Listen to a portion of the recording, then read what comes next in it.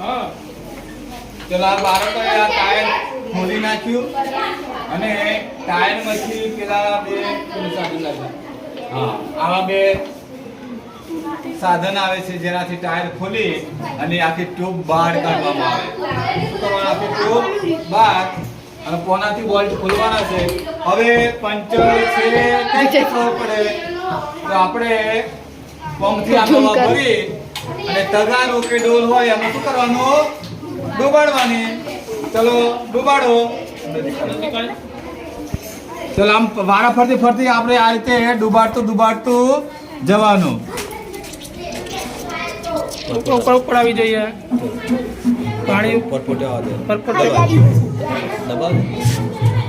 હા ચલો અહીંયા પાણીના પરપોટા બહાર નીકળે છે. એનો અર્થ છે કે ત્યાં પંચર થયું છે, કઈ કાંટો ગમે તે લાગી ગયું છે. કેમ પાણીના પરપોટા બહાર નીકળ્યા? વિજ્ઞાન છે આમાં. એમાંથી હવા બહાર આવે છે એટલે પાણીના પરપોટા થાય છે. હવે ત્યાં આપણે પેનથી નિશાની કરી દેવાની. શું કરવાનું? પેનથી આપણે એની નિશાની કરીએ એટલે જ્યારે હવા કાઢી નાખીએ એટલે ખબર પડે કે આ જગ્યાએ પંચર હતું.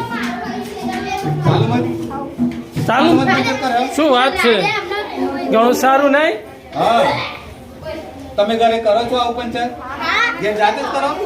હા સરસ યાર. જો આ છોકરાઓ ઘરે પંચર કરે છે. પંચર કરવું હોય તો આમાં શું વસ્તુ જોઈએ? ચલો આપણે ઘરે પંચર કરવું હોય તો બે પાના જોઈએ, પછી સોલ્યુશન 2, પછી બસ આટલું જ. તો આપણે તો જાતે જ. અને પછી વાપરવાનું જોઈએ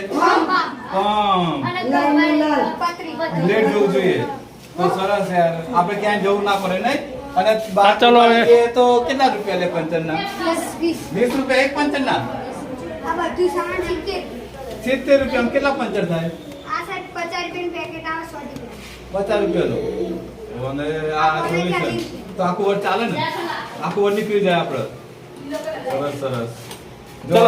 ચલો નજીકથી આપણે જાતે આવી રીતે પંચર કરીને ચલો ઘસો પતરી. ઘસો કઈ રીતે પંચર બનાવવાનું શીખડાવેડો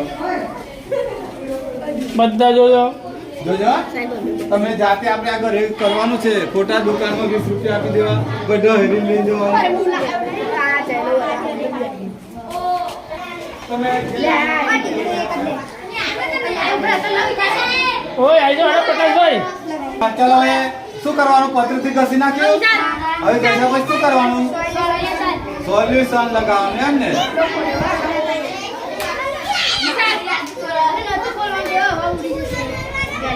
એને ઉકાવા દેવાનું. ફૂટ પાણીને ઉકાવા દેવાનું થોડું. એવું પડે. હા થોડું ઉકાવા દેવાનું અને આ ટીકડું આવે ટીકડી ઉપર લગાવી દેવાની. પછી શું કરવાનું? થોડી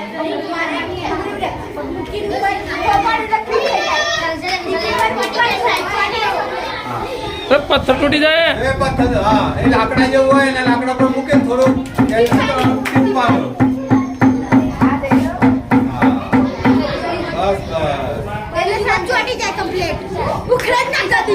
હા શું થાય?